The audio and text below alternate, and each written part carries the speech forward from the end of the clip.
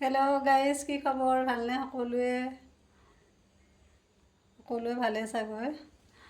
মই আজি ওলালোঁ ৰাজমিললৈ ওলালোঁ মানে ৰাতিপুৱাই সৰিয়হ জাৰিছিলোঁ। সৰিয়হ জাৰি ধুই পখালি লৈছিলোঁহে। তেনেকুৱাতে আকৌ লগৰ দুগৰাকী আহিলে, যাবই নোৱাৰিলোঁ।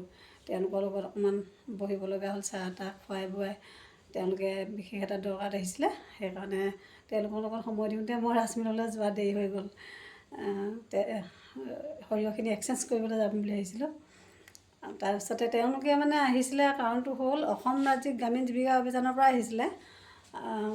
তেওঁলোকে মাটি নমুনা ল'বলৈ আহিছিলে। মাটি নমুনাটো মানে মাটিবিলাক আমি কেনেধৰণে খেতিপথাৰ কৰি আছোঁ, জৈৱিক সাৰ দিছোঁনে, ৰাসায়নিক সাৰ দিছোঁনে, মাটিটো খেতি কৰোঁতে এইটো তেওঁলোকে মাটি পৰীক্ষা কৰিবলৈ আহিছিলে। পৰীক্ষা কৰিবৰ কাৰণে নিবলৈ আহিছিলে।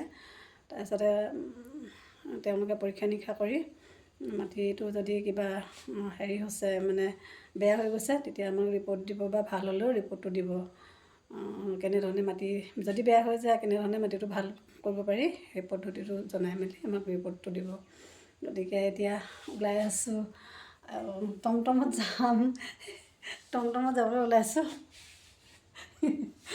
টমটমত যাবলৈ ওলাই আছোঁ। সেই মানুহজন ফোন কৰিছিলোঁ, আহি পোৱাহি নাই। মই ভিডিঅ' কৰি আছোঁ সেইকাৰণে। সৰিয়হখিনি যিহেতু ব'ব নোৱাৰোঁ, স্কুটি চলাব পৰা নাই অলপ দিনৰ পৰা। হাতখন এই গাঁঠিটোতে অকণমান প্ৰব্লেম হৈ আছে, ভয় লাগে স্কুটি চলাবলৈ। সেইটো কাৰণে টমটম আহিব ৰৈ আছোঁ আৰু ওলাই মেলি ভিডিঅ'কে কৰি আছোঁ, উপায় নাই। আৰু আহি পোৱাৰ লগে লগে যাম ৰাজমিললৈ, এক্সচেঞ্জে কৰিম।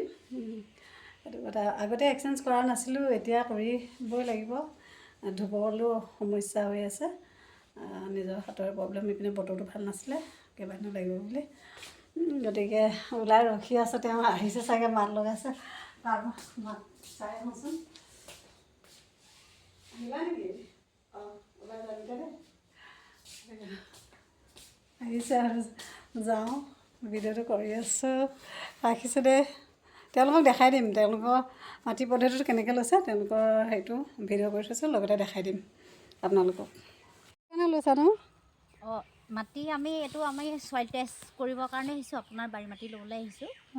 আৰু এনেই সাধাৰণতে মাটিৰ গুণাগুণটো পৰীক্ষা কৰিবৰ কাৰণে আমাৰ অসম ৰাজ্যিক গ্ৰামীণ জীৱিকা অভিযানে এটা আমাক নিৰ্দেশ দিছে। আৰু ইতিমধ্যে আমাক উত্তৰাখণ্ডত নি পিনি আমাক ইয়াৰ প্ৰশিক্ষণ দিয়াই আনিছিলে। আৰু ঠিক তেনেদৰে বিশ্বনাথতো আমি কৰিছিলোঁ। এতিয়া পৰৱৰ্তী পৰ্যায়ত আমাৰ কৃষকৰ ঘৰৰ মাটিৰ যিটো গুণাগুণৰ উৰ্বৰতা শক্তি কেনেকৈ বঢ়াব পাৰি, সেইকাৰণে আমি প্ৰত্যেকৰ ঘৰে ঘৰে এতিয়া এটা আমি মাটি পৰীক্ষা কৰা কালেকশ্যন কৰিছোঁ। আৰু সেয়ে আজি আপোনাৰ ঘৰলৈ আহিছোঁ আমি। এতিয়া আমি এই মাটি পৰীক্ষাৰ কাৰণে মাটি সংগ্ৰহ কৰিব লৈছোঁৱে। প্ৰথমতে আমি গাঁত খান্দিব লাগিব। গাঁতটো আপোনাৰ 6 ইঞ্চিকৈ আমাক গাঁত খান্দিব লাগিব। আৰু আমাৰ ভি আকাৰত, অকণমান ভি আকাৰত হাতখনে মাটিটো খান্দি পিনি এনেকৈ অলপ ভি আকাৰত মাটিটো ল'ব লাগিব। এনেকৈ আধা কেজি মাটি আমি সংগ্ৰহ কৰিব লাগিব। আৰু ইয়াকে লৈ আমি পৰীক্ষাগাৰলৈ নিব লাগিব মাটিটো। এয়াই আছিল আজি আমাৰ মাটি সংগ্ৰহ কৰাৰ।